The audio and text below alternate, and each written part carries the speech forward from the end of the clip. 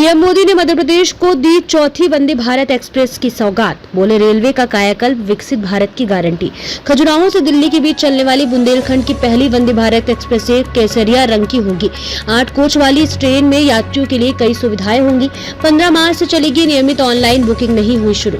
Train को Chhatarpura, Tikamgarh, Lalitpur, Jhansi station पर स्वागत किया जाएगा। सोमवार को ट्रेन का संचालन नहीं होगा।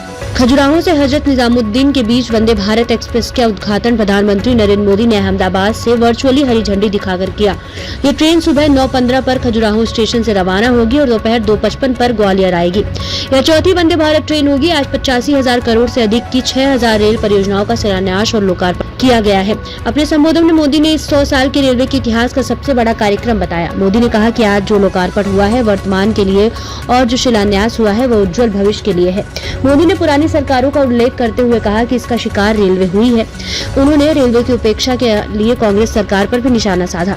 रेलवे को मुख्य बजट में डाला। उन्होंने कहा कि हमने रेल को अलग बजट से निकालकर भारत सरकार के बजट में डाल दिया है। इससे रेलवे को विकास के लिए अधिक राशि मिलने लगी।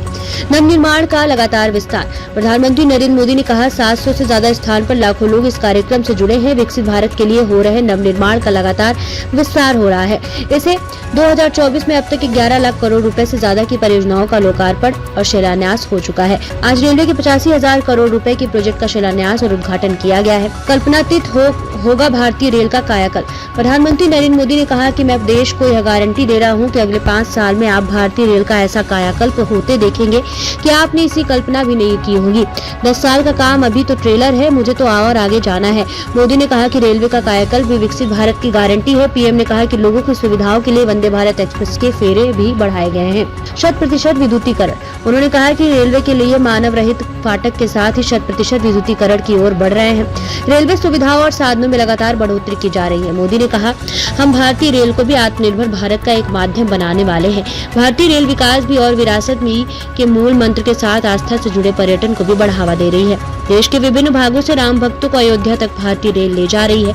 अलग ट्रैक की मांग की उपेक्षा की कांग्रेस सरकार ने। प्रधानमंत्री नरेंद्र मोदी ने कहा कि दशकों से मांग थी कि मालगाड़ियों के लिए अलग ट्रैक होनी चाहिए, लेकिन कांग्रेस के राज में यह प्रोजेक्ट लटकता भटकता और अटकता रहा।